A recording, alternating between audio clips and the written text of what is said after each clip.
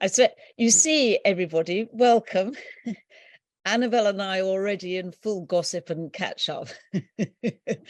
But good afternoon, everyone. I know it's the afternoon because I can hear the church bells chiming outside my window. And I am so happy to introduce you to somebody very special for very many reasons, not just of what she's done and what she's doing or who she is, but because she's a very great friend. And I have known her since the late 70s. Annabel, please, everyone, can I introduce you to Annabel Heseltine? Hello. Now, when I mentioned the late 70s, those were our carefree times when we were both living in London, and our life seemed to be all about parties and boyfriends. Annabel was tall, leggy, and you wore an awful lot of miniskirts. I tell you, not much fun to go to a party with, as she would invariably steal the limelight. However, one important memory, I remember us sitting in my London kitchen late one night, drinking wine, and Annabel, who has a way, as you'll discover, of being quite forthright, suddenly announced that she wanted to be a war correspondent.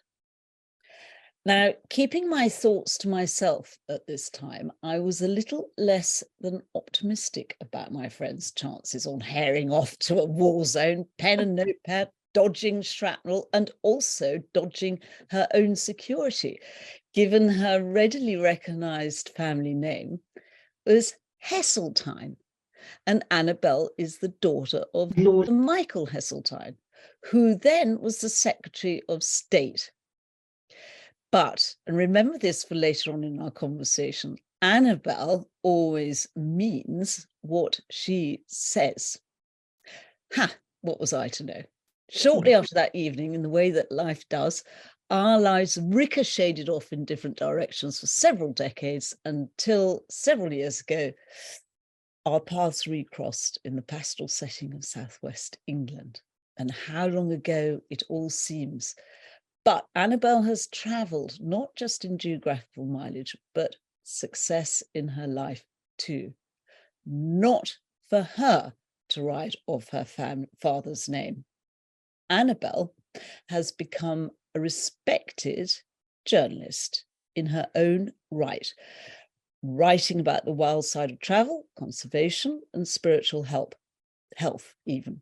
She has written for most of the leading papers, such as the Sunday Times Telegraphs, all the top glosses, appeared on various national radio news programmes, and been a regular guest presenter on BBC4 and TV chat shows. She edits a schoolhouse magazine and has a special interest in neurodiversity. And I have to give a plug, because it's my charity, that she's also an honorary advisor to the Scientific Exploration Society. Now, this all might sound very alpha, but Annabel has had to overcome immense personal challenges, and we're going to learn a little bit about that in the course of the interview today. So, whilst it's all a far cry from our heady London days, today we are going to share some of her tales on the wilder side of travel and how Annabel has risen above her own life challenges to become the success she is today. Oh, and guess what? She also did become a journalist in a war-torn country. Annabel, welcome. Thank you. It's a great pleasure to be here. I'm sorry, everyone, it was a very long, selfish, greedy introduction, but really there are so many facets to Annabel, it's hard to know where to begin. And in fact, despite all your variety of achievements thus far in life, Annabel, including conservation, some very intrepid journalism, all which point to an inexhaustible appetite for life, some of us might have thought you might have opted for a rather easier martini way of life, given your privileged start to life and background. So what do you suppose the obvious influences were that set you off on this course? Could it have been traveling with your family?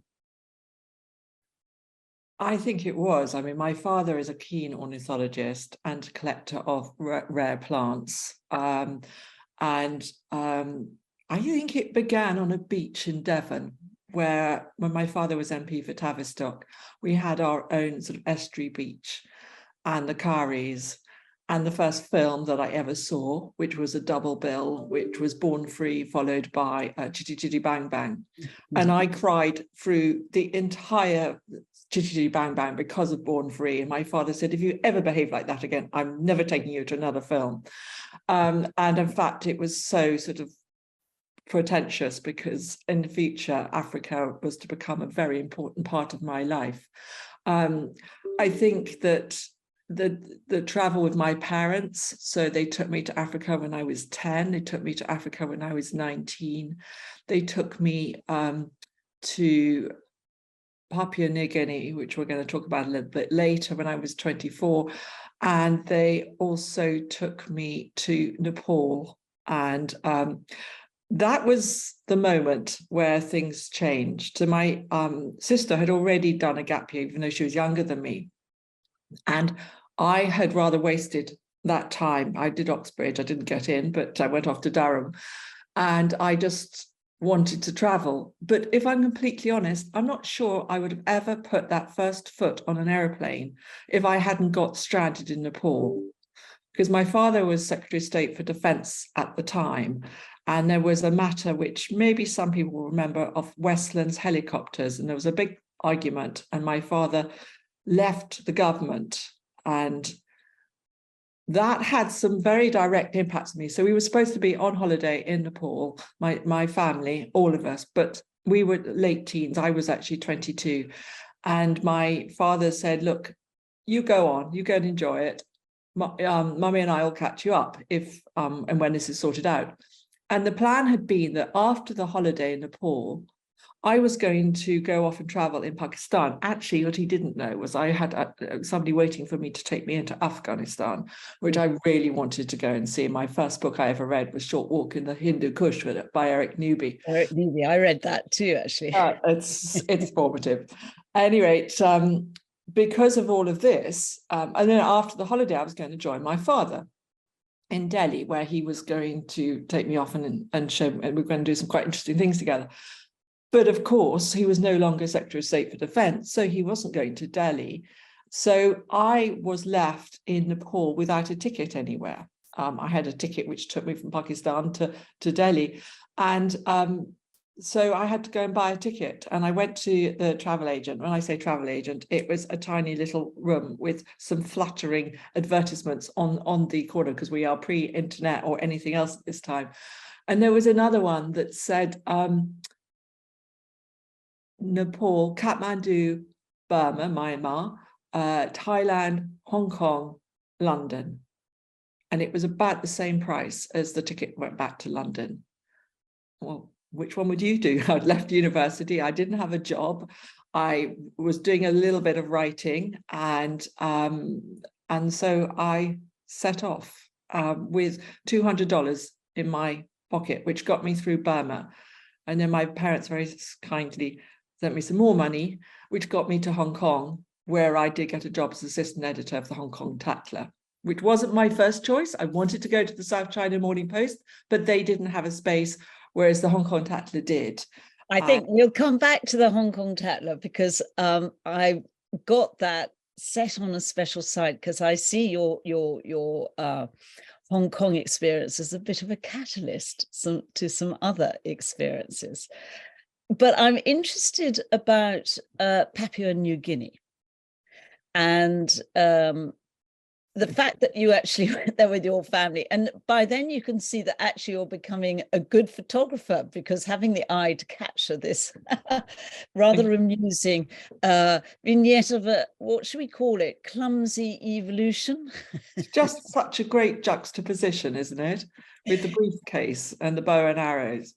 Well, it's quite symbolic as well, because you've got the juxtaposition, but do you think it sort of symbolizes the new sort of look to the future of even these tribes in Papua New Guinea? And I think this is the Korowai, isn't it? I'm not quite sure. Karawari.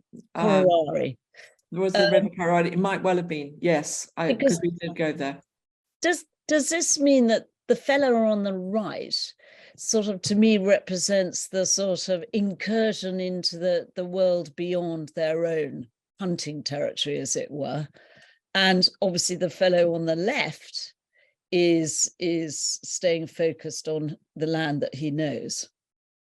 I think it was definitely a time of change. I mean, I actually spent some time talking to a man who'd been a cannibal, and we as a family, sort of blonde hair, tall. Well, we got a picture of that. The man you talked to about cannibalism, by the way, was it this? No, that was doing his makeup for a sing. So we went up to the Mount Hagen Highland Games and watched them all dancing, which is a very bizarre dance. And they kind of jump forward and then they jump back and then they jump forward. And that's it. That sounds like a modern day workout move. A sort of Zumba thing going on or something. But there was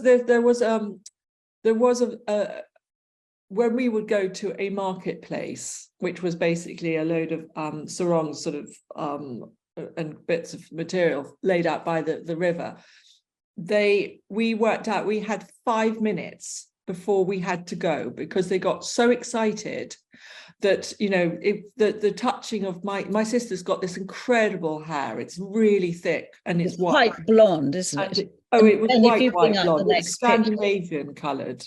And they would sort of want to touch it, but then they'd get to the stage and they'd start pulling it. And then suddenly the mood would change. And, you know, we went to various places and we just realized that we could be there for a very, very short period of time before it was like children getting incredibly excited. And go over the top. Ben, we've got a picture of Alexandra, Annabel's sister, with the blonde hair. If you go the one after next, and I think that there is somebody here. We go. See them. You can absolutely see them. They're touching her hair. They are completely fascinated. And I mean, there were a couple of lodges there, but it's a country that you have to fly out. There is no road out of Port Moresby, the capital. And I still to this day believe there isn't, because this is 1987. Wow, a long time ago. And then the other thing is they were fighting with bows and arrows, and we would come along and they'd stop the fighting, let us go past, and then they'd carry on fighting. Genuinely fighting with bows and arrows. I mean, it was sort of, it didn't feel very real because they stopped, but there was a lot of sort of, this is the past and then this is what's happening now. And I haven't been back, so I don't know how much it changed, but I discovered the reason that we went there. So I went out bird watching with my father, which was quite amusing, because I really don't think that the Papua New Guineans had the slightest idea of what my father was doing with these weird things that were round and he was looking at. So they kept looking at him and they kept looking out. And then one day we met Joseph, and all became clear as to why we'd gone to Papua New Guinea, because Joseph was working with Kew Gardens to grow orchids up in the mountains, and this was clearly a huge part of why we'd come to Papua New Guinea, because we'd also come to see the birds, but the birds of paradise had all been killed and they were on their heads, as you could see that in that previous photograph. Oh my goodness. Well, and what about their dietary habits? If they were busy killing birds of paradise, but had they moved along from eating human flesh? They had, I'm glad to say, yes. There was a lot more pig, and this is on the edge of the Sea Pit River, where Heseltine and I actually went swimming, and she's making this unleavened bread, which is actually not so different from what you and I've both seen at different times in the Bedouin in the desert, when they make their own, they make their bread using sand. And I think maybe the Bedouin are better at it. The food wasn't a highlight of the journey, but they do cook the pork in the soil. They make great big pits and fill them with stone and a fire, and then they put the pig in the ground and cover it all up and leave it. It's the same sort of oven roasting system, isn't it? Yeah. But your father must have thoroughly enjoyed it as well as yourselves, because I mean, it's such an extensive ecosystem because it's from coastal mangroves, savannas, lowland lush. And I was really surprised because I mugged up on it because of knowing that I was going to be talking to you about it. And it's got the tallest mountains east of the Himalayas, over 850 different languages and approximately 1,000 different cultures. Well, yes, I mean, it's highly tribal, different languages, and then they will meet at this amazing Highland Games, which is very high up, and they all come together with their different dresses and different songs and different ways of painting their faces, and beautiful. Did anyone try to ask for your sister's hand in marriage at the Highland They would Games? have had to have taken on my father, who was about twice as tall as them, possibly not. Mind you, your mother Anne is not so statuesque, is she? And there was a little bit of a theatrical incident at one point during your time in Papua New Guinea. Ben, we can bring up a shot which I call Anne in the Can. And perhaps you can explain why. Well, so there was a valley that we went along, and we were warned that the trouble about the valleys, this was a pretty lawless place.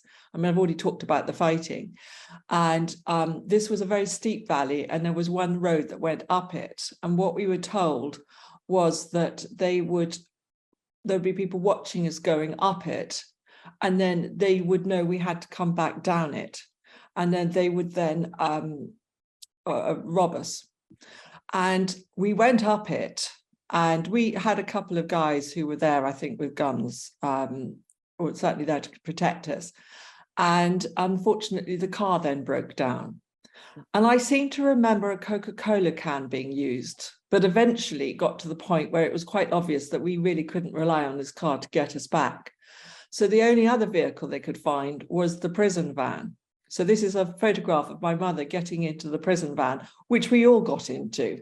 And actually, it was probably much safer than the car getting us back. And we got back without any further adventures. But yes, so we all had a lift. Because of course I'd never have thought that there was money or goodies to be robbed from the back of a police van.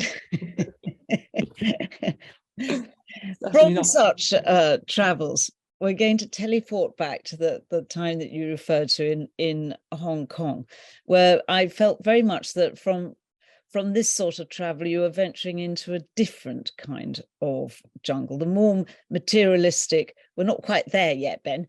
No, that's fast forwarding a bit. That's another jungle. A more sort of materialistic working world of materialism, consumerism. I mean, you trained as a fashion buyer, as you mentioned. That was in Hong Kong right at the beginning, and I think this is where we originally met through the world of, I might be wrong because I can't remember, it all gets lost in the mists of time, but through the advertising world, because we both work for agencies. You were working for Macy's, Benton. Darcy Macy's and Benton and Bowles. So I came back from Hong Kong, and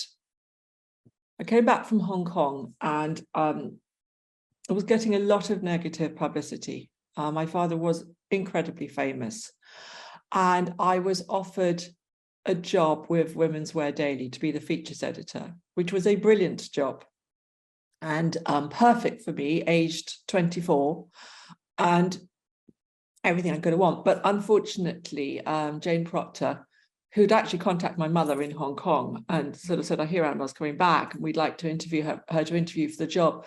And then she introduced me to the publisher, and she said, before I met him, I just want to warn you, he doesn't like your father.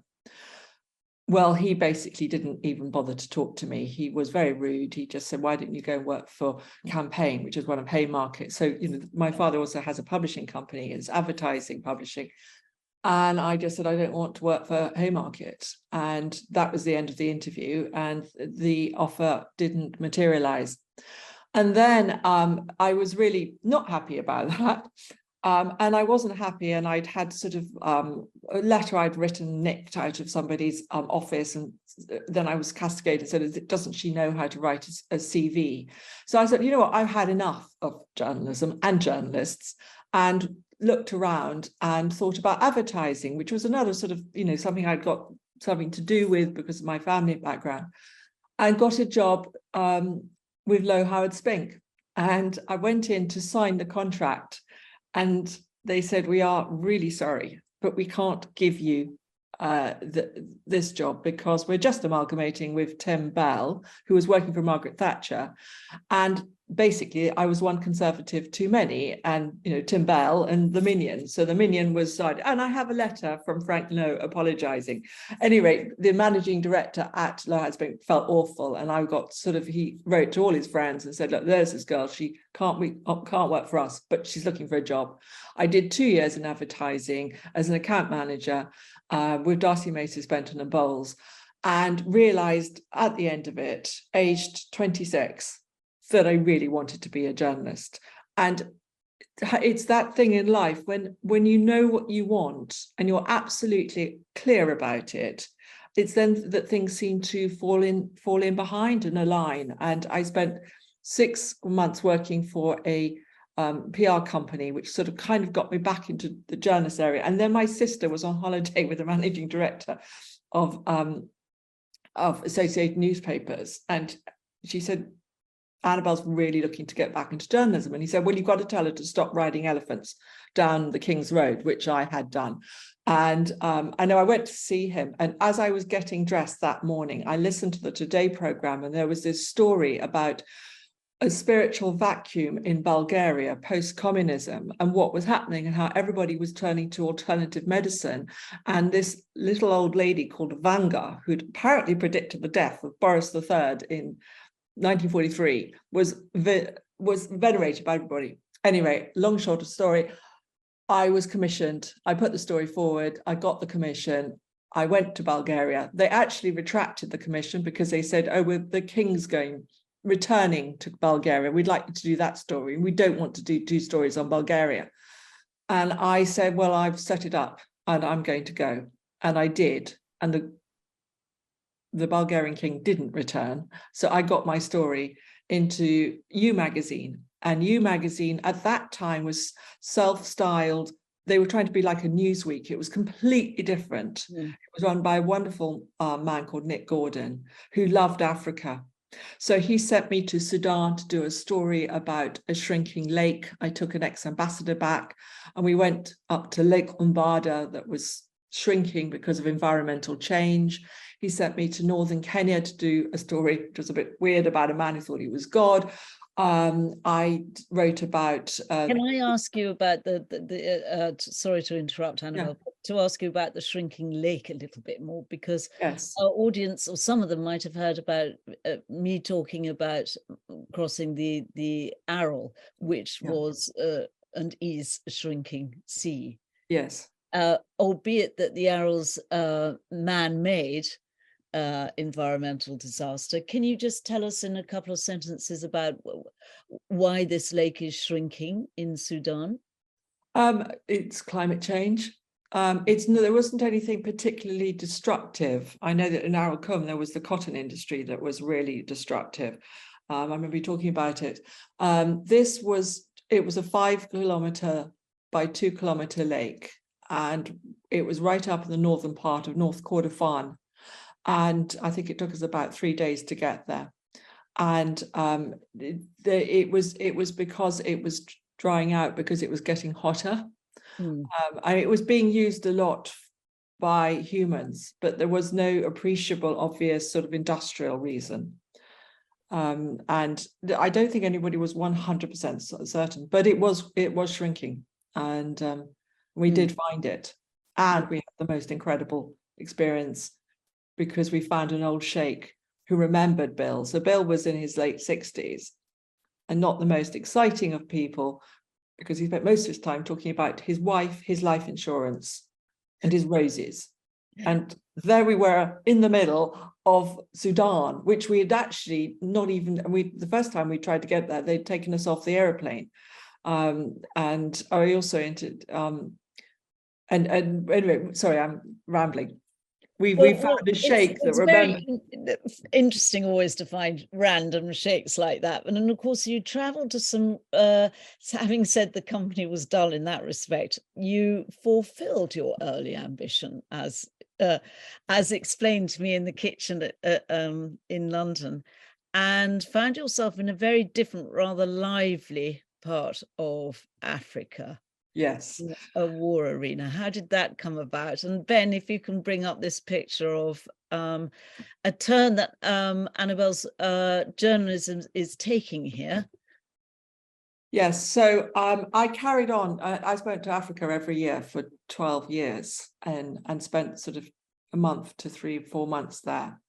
And I was becoming more and more clear about what I was writing about. And I was actually on my way to, I was staying with a half Hutu, half Tutsi doctor in Kampala in Uganda, on my way to do a story about gorillas. And whilst I was staying with her, we heard this story about a civil war that had broken out in Rwanda. So I got her to sit me down. I said, well, could you just tell me what's the story? And she told me, and she gave me a book or something. Anyway, I cobbled together something and I faxed the Sunday Times. And I said, I'm here. Would you like me to go and have a look?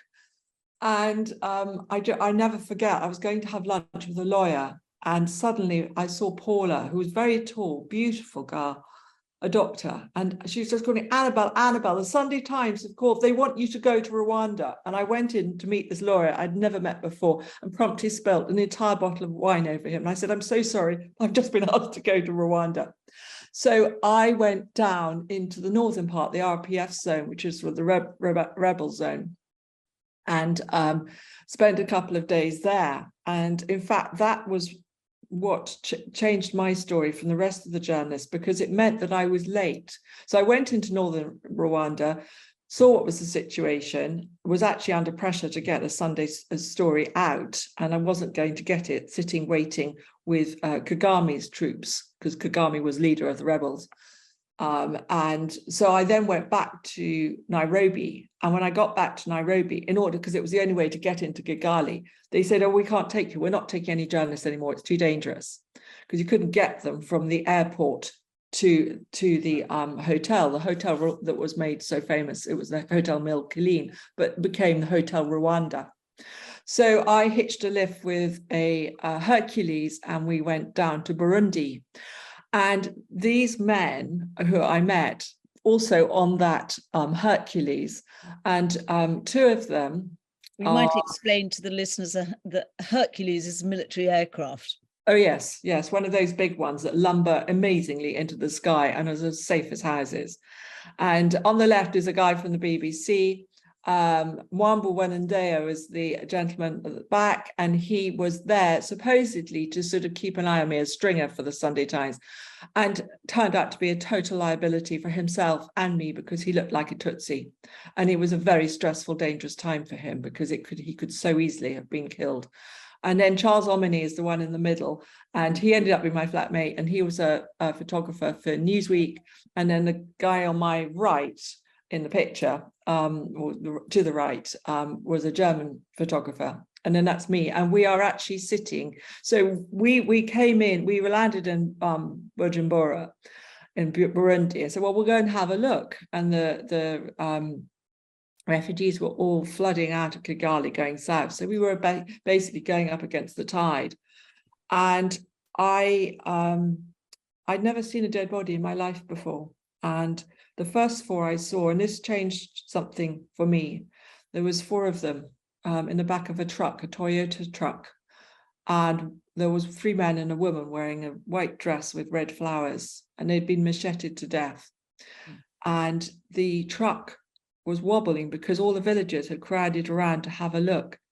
And I just knew then that something as crude as a machete couldn't kill the soul of a human. It was just sort of one of those epiphany moments, and changed my whole attitude to death, actually, and changed and set me off in another course after this. Anyway, we got up into Kigali, and we ended up with a sort of truckload of soldiers pointing Yes. guns at the crowd, and it was very frightening. And if you can bring up that next slide, I think that that's getting closer. Yeah, so that was actually when I was in the RPF zone at the beginning. And that was before can I go back to this particular moment that you had the first time you saw these dead bodies? Yeah.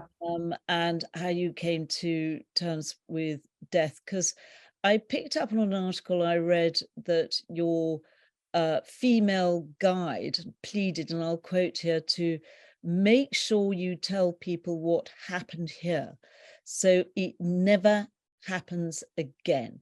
Never again. And so her plea to action, you yourself said, has informed your own reflection, teaching, and research.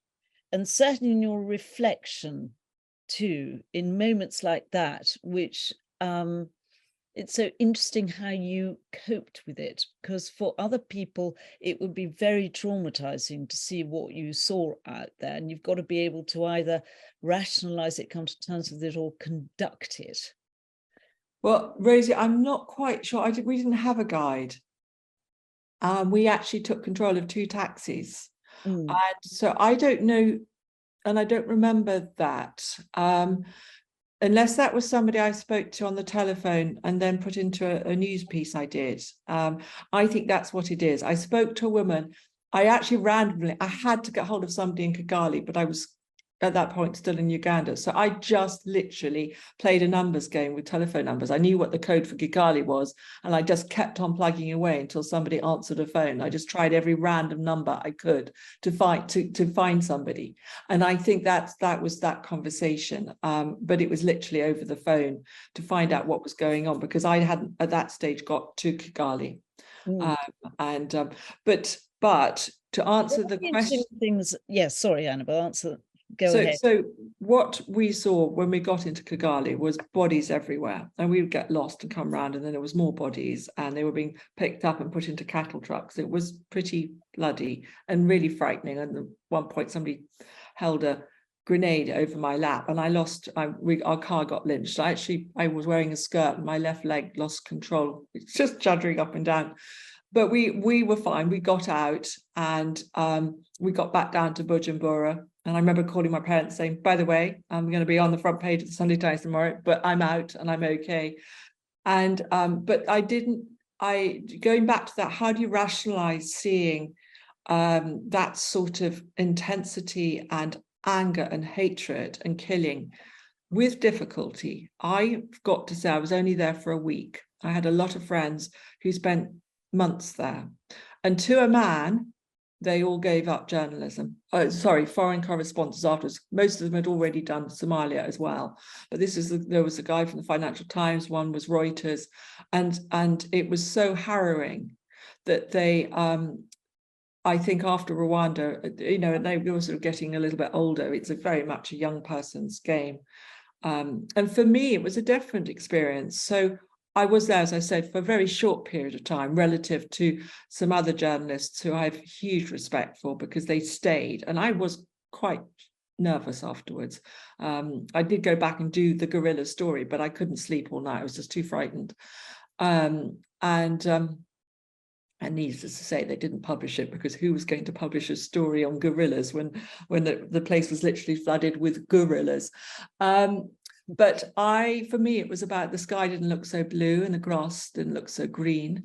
And then I had a fortuitous phone call, and just one of those things that happens in life, which led to me meeting somebody, and I ended up going and spending 10 days sitting on the floor in Dharamsala for the teachings of the Dalai Lama. And I was privileged to have an audience with him, and I interviewed him too. And then the same year I went to Mongolia when he returned just after the Russians had left. And it was the first time he'd gone there. And this is all in the 1990s. So there's this whole post-communism, all the change of Russia and its standards. So, whether it was Bulgaria or Mongolia, there was this whole thing that was happening, and it was fascinating. And I was just very lucky that I got to see a bit of it in different ways and in different places. Well, I think that's part of the skill and the art of it all, is being in the right place at the right time, and through persistence that you're demonstrating in some of your stories here. But also, you know, when you came back from some of these places, did you suddenly find that, hang on, this is the 90s, I am a professional woman, but I am also a single woman? And because it was a bit of a phenomenon in that time, wasn't it? And that, you know, the time was ticking and you wanted to have a family. Yes, in a nutshell. So I had boyfriends, actually, and they tended to be journalists. And I had a wonderful boyfriend who was sadly, well, he died on the Pakistani border, a man called Carlos Mavrolian, who I hold a very special place in my heart for. And he was an extraordinary man and became a commander in the Mujahideen army, but he was also a cameraman. And but after he and I broke up, I sort of realized that I was, by this stage in my early 30s, sort of to early to mid 30s, that maybe if I continued down this road, I might not have children, and that maybe it was time to kind of slightly change. So I did, and by this time I was writing a lot for the Telegraph. And I spent much more time in England. I still travel, don't get me wrong. So, you know, I was in Mongolia in 1995, and I actually met the man I married in January 1998. So, and the marriage actually didn't last, sadly, did it? But no, possibly on on account of paper, all the challenges that were thrown in your path. well, we on paper we were married for 20 years, but we were completely unsuited. He's a very clever, extraordinary man, a plastic surgeon, but his bent was tissue engineering, and he was leader of the British face transplant team and couldn't stand doing private practice. And I think, you know, we met and got engaged in 7 weeks. We got married 9 months later. And then I lost 3 babies in a year, 2 ectopics. And the third one I miscarried while I was writing a brochure on a wildlife conservancy in Africa, and ended up miscarrying up in northern Kenya, and ended up in Nairobi hospital. And so, you know, that sort of thing doesn't help. Where And you then, want to be in that sort of situation. yeah. But you were one of the first people to actually talk about ectopic pregnancy as well. Yes, no, I wrote about it because nobody was talking about this. And it's hard now when you think about everything being talked about. And I did sort of realize that I had this ability to take a painful situation and translate it into something which would help other people who would identify with it, who didn't have the avenues to be able to talk about. You know, therapy was not something that people talked about in the same way. And I remember that Sophie, Countess of Wessex, she had an ectopic. And so, you know, they asked me to write about the experiences when she tragically, and it is quite harrowing, an ectopic, and it can be life-threatening.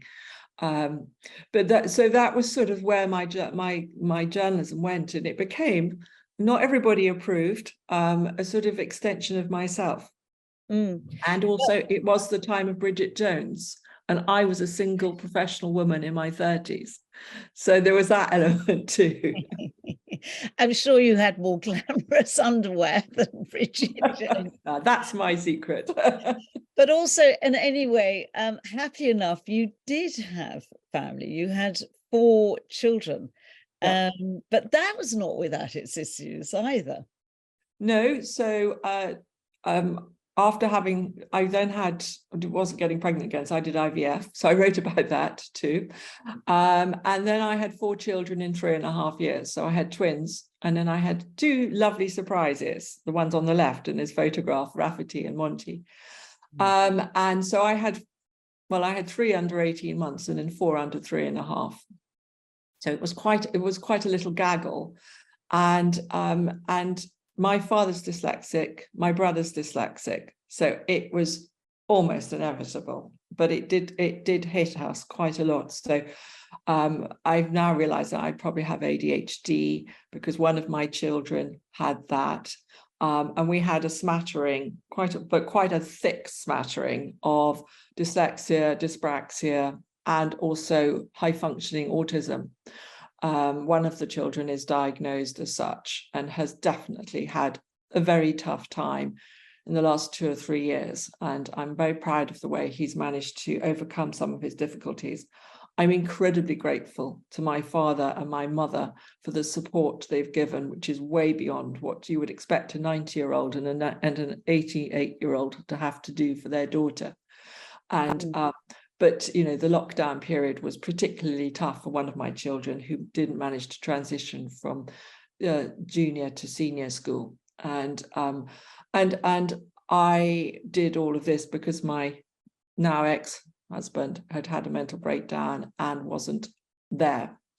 So I think the way I look at it is that this was my learning time. You know, I'd had this extraordinary life where I'd been very privileged to travel, to see people and places in different places, and to understand about humanity at its worst as well as its good. And now it was my time to put into practice and to understand. And I was very fortunate, and I think a lot of people aren't, to have the support, not just of my family, but an education and the ability to fight for the extra help that I needed. And it makes me wonder and think a lot. We had support from social services, for instance, and they were incredible.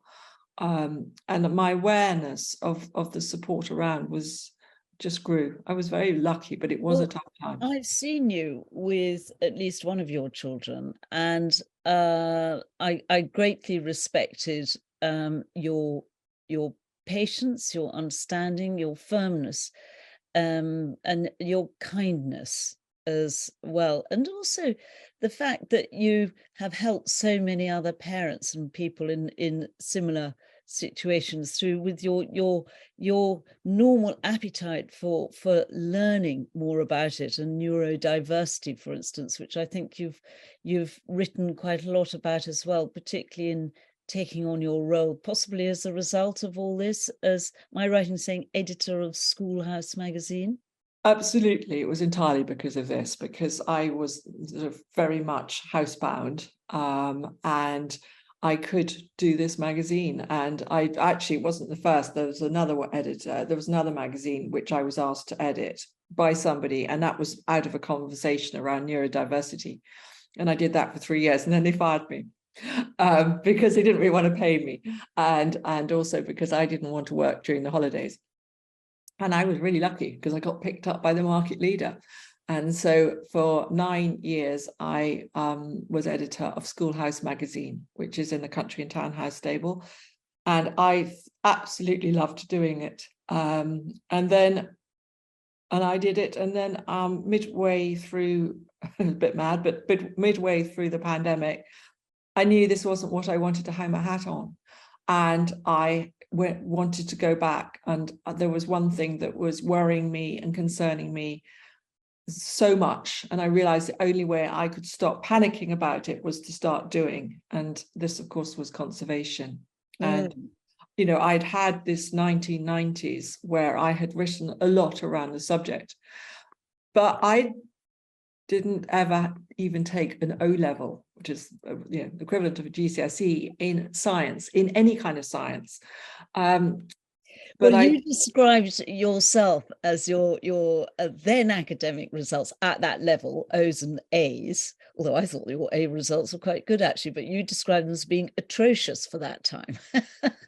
Well, they weren't brilliant, and they weren't in sciences, but I used all the experiences and all the work that I'd written about, and I managed to persuade a lovely professor at Reading University to take me on and do a master's in science of wildlife management and conservation. And that was in 2005, when I got 3 children, and my youngest at that stage was 9 months old. And I did my master's degree. And then I did my thesis up in Scotland on Lochmeas suturalis, which is the heather beetle. And I don't think they quite knew what to make of this 42-year-old who said, I've got my own Land Rover, I'll put the kids in the local school, I'll rent a house, but I want to come and work for you, because that's not what master's students normally do. Anyway, they came back and they said, well, we found something. You can look at the heather beetle, which was a real problem on the grouse moors and the moorland at that time, because it was eating the heather. It ring fences heather in the way that deer ring fence trees. And so I took them all up, and then I got pregnant again. And so I was lugging bottles of water and stuff up hills in order for these particular experiments I had to do, completely unaware that I was also carrying a little baby inside me. And so by the time I finally finished the thesis, and it did take a couple of years, I remember presenting it, and I was there was one moment when I was rather huffy puffy, and I think my lovely professor thought I was about to give birth on the floor at Reading, but I didn't. And my youngest arrived shortly after. And so I did my master's degree, which I'm incredibly proud of, and it gave me a platform and the confidence to go forward deeper into conservation. I also wrote brochures, did work in Africa, and now I'm now writing exclusively. I'm writing for a magazine called Resurgence and Ecologist. I use travel. I write travel pieces to get me around the world. And last year, having left this magazine, having got most of my children down towards the university level, and the other ones sort of safely in schools where they were happy, I kind of burst out. And Annabel, you're stealing all my script. I can't believe you're saying what I've already written. I've seen her burst out of your shackles, and see a huge shift in your focus. Sorry. But yes, no, absolutely, because I see them much more focus on conservation wildlife and using the power of your pen and your beautiful word craftsmanship that I read now, in some really interesting and not always very easy to digest stories. So can we just, because I think this is really important, even though everybody has to brace themselves a little bit about the story on the blood of dolphins. And Ben, if we can, yes, here we are. Thank you, Ben. Perfect. Can you explain a little bit about where and what this extraordinary and very disturbing image is? So that image was taken in about 1999. And it's in a place called Taiji, which is about 450 miles away from Tokyo. And it's the fishermen. Well, it goes back to the story around the whales. So the fishermen weren't legally allowed to fish for whales, and they were trying to make money out of dolphins, and they would round them up into these bays and then hack them to death in the bloody way that you could see in this photograph. And I went to Taiji in 2001. So after I lost those 3 babies, I kind of took off and went around the world. And I went to Taiji, and then later on I went to Yellowstone to do a story on wolves. But this story it's actually heartbreaking. And I wrote about it for Earth Journal, as you said. I didn't actually see it in person. What I saw was a video afterwards, because when we got to Taiji, I'm glad to say that the world's press and the pressure was making them much more circumspect. So we were there for about 3 weeks, and we were waiting out there at night time, because they tended to try and do it's sort of at night or in hidden places. And I mean, even thinking and talking about it now makes me feel quite shaky, because it was so unpleasant. And these tragic, they go in and they take the docile females out, the ones that could be more easily trained, and then they would club to death the rest of them for food. And the thing is that it was at the time, it was about $50 a pound, I think, from memory, for whale meat, because it was so rare to find it, or so difficult to get hold of. And the dolphins, they would be able to pass off the meat at this higher price, because they would pass it off as whale meat. Which ironically became illegal in itself anyway, because it's incredibly dangerous. It's highly toxic.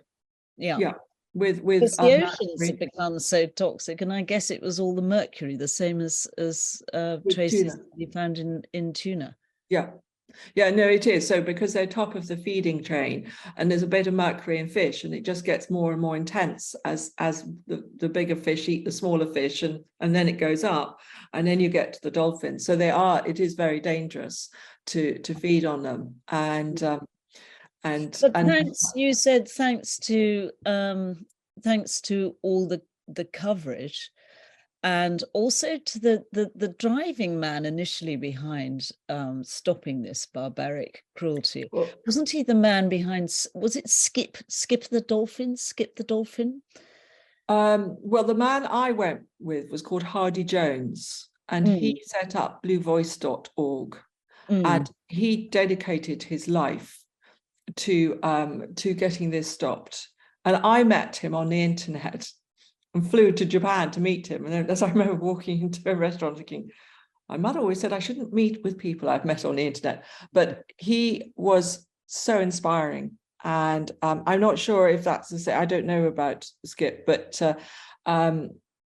the work that Hardy Jones did with bluevoice.org can't be belittled. And I mean, it was amazing. And they did get this story out, and it was a very interesting place to be, because it's this same story that comes out in different ways. Is a community is built around an industry, and if the industry is then deemed, quite rightly in my view, but barbaric or unsustainable, what then happens to the people, to the whalers, to the fishermen, who have had not just an income, but a whole way of life, and to my mind comes the rancher in North America, and the whole issue around ranching, and actually that does take me to another story around the wolves, and reintroduction of different species. And it's a story that comes up again and again. And, you have the Maasai in Africa, and they're grazing and overgrazing. And, they pride themselves on the number of cattle they have. But of course, if they have too many, then there is damage done to the land. But that is their whole culture and life. And so on one level, I have huge sympathy, not for this, but for the communities who see it as a traditional pursuit. Yeah. Yes. It's very hard to justify, but I gather that now, and as you say, the International Whaling Commission has banned this sort of practice anyway. Yes. Well, it was illegal then too. It wasn't legal, but it was just happening. And shortly after I came back, there was a piece that highlighted it too. But yes, I don't think it's happening anymore. Let's quickly move on to something marginally more or easier on the eye rather than cheerful, which is Svalbard, which you went to quite recently, because we can move from conservation into more to do with the environment. Svalbard, as I'm sure you all know, That's is not Svalbard. That. That's Socotra. Svalbard is the last few visuals, Ben. That was Georgia on the Russian border. That's also conservation. That's Svalbard, definitely. It lies deep within it's a part of the Norwegian archipelago, basically, and it's within the Arctic. It's 1,000 miles from the mainland. 1,000 miles from it, and it's warming 6 times faster than the global average. So there's no shortage of rather perturbing phenomena, which I guess you came across when you were there.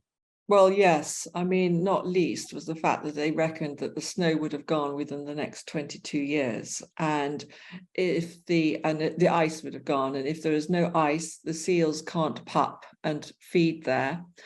And if they can't pup and breed, then they will not be, well, as obvious, we won't get there. And the polar bear needs the ice to catch the seal. He can't catch them. He's not fast enough to catch them in the water. So he hunts them on the ice.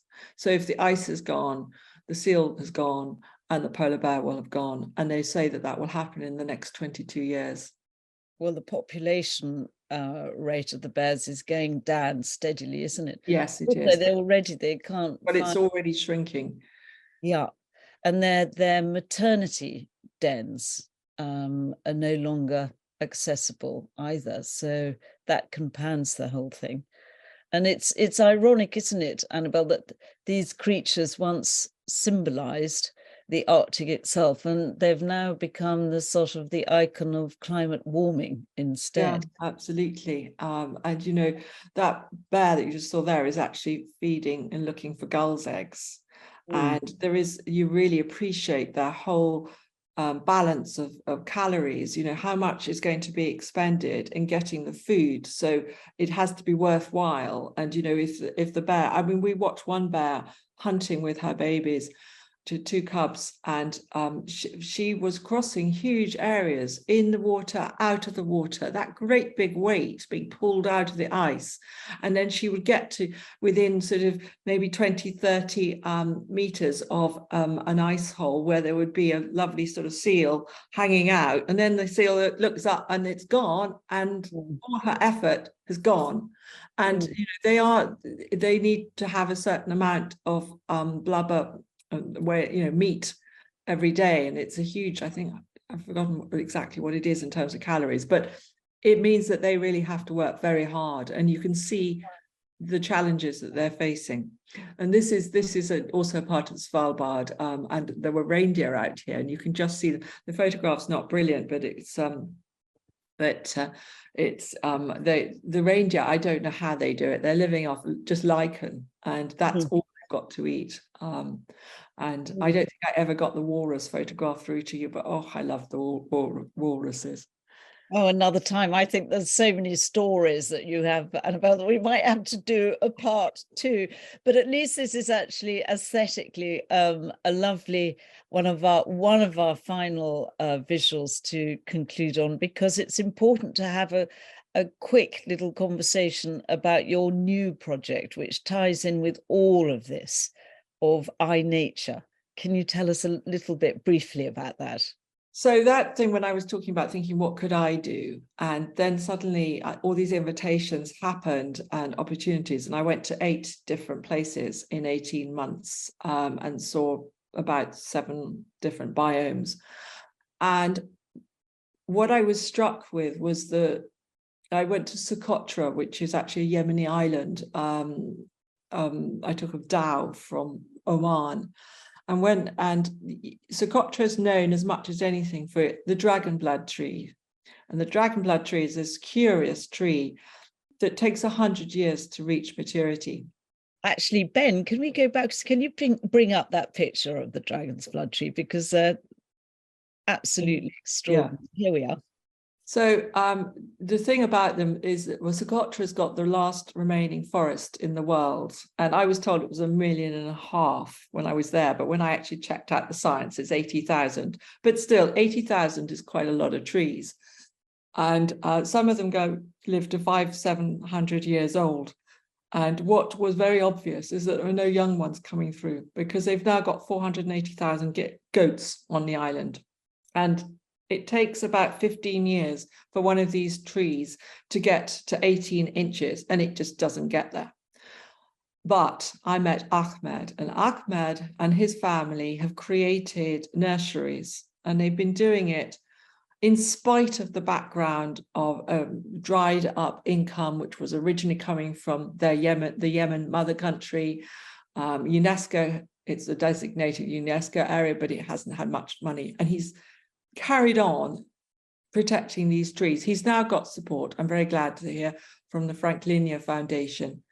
and there's been a lot of people who are working.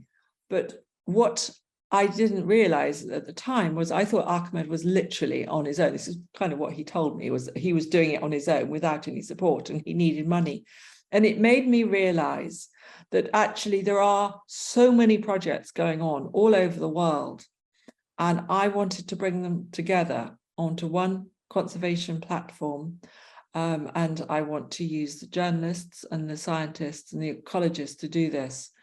And so that when people are looking for where they can put their nature funding as opposed to carbon credits, that there was a place where, so that the Ahmeds who have no idea how to get funding and don't have the contacts and don't have the time, because they should be concentrating on doing what they are doing, which is literally conserving our environment.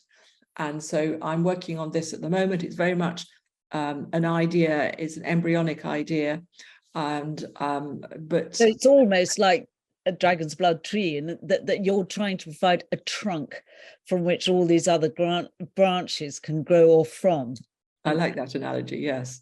On that final note, because again, I can hear those church bells ringing outside, and I'm sure there are an awful lot of questions out there amongst the audience. So shall we see?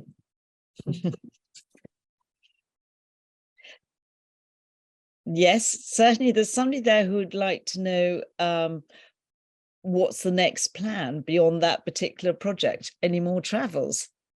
Well, funnily enough, yes. I'm about to go off to Romania. I'm going to go on a train because I've decided that wherever possible, I will not get into the air and try and keep my carbon footprint as low as possible. So I'm going to take about 3 days to get to Romania, and I'm going to the Fagaras mountains in southern Carpathia to meet Christine and Barbara Promberger, who are currently working with 65,000 hectares of pristine forest to protect it from logging and to work with the local communities to look after those forests. And they are introducing bison. It's got the biggest wolf population in Europe.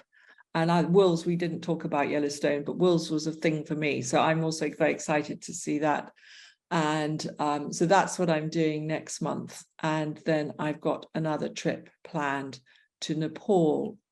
And I'm going back there after, well, really long time, several decades, and to see how it's changed, and to go and walk in the Mustang Valley, which was only opened up to Westerners and foreigners in 1992, and to explore various. And are you going to, because this links into another question from one of our people here saying, are you actually going to, when they're ready, are you going to do anything with your children? Are you going to take them on any of your travels?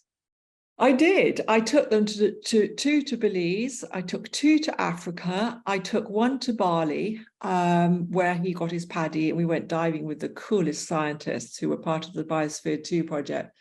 And yes, I'm still working on that one. They are, my daughter has really spent 3 months in Africa last year. She's got it.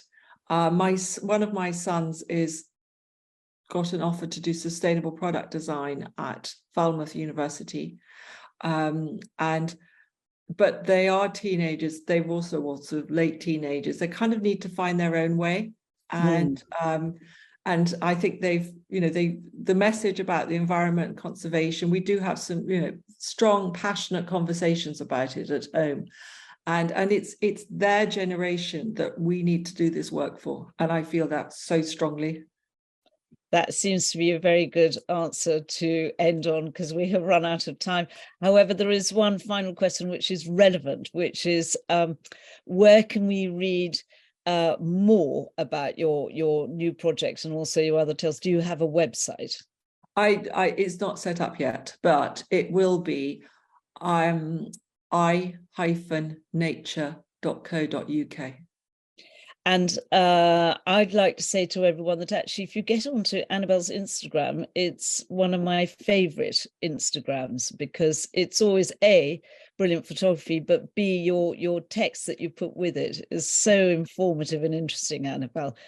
So, well, I have to say that since our rather more giddy London days, you have not lost any of your appetite and zest for life. It hasn't faded at all.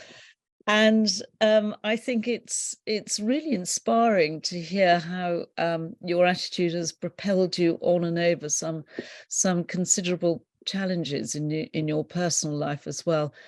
And it's strangely reassuring for us all to know that we all have these challenges, and it impacts all our lives in different ways, but it should not impact or lessen our achievements or our ambitions. So you've been just the most special and wonderful guest today, Annabel. Thank you so much for joining us all. It's been my pleasure. Thank you, Rosie. Lovely to talk with you as ever. More to come after this, I expect. But thank you, everyone, for joining us, and see you next Tuesday. Bye. Bye-bye.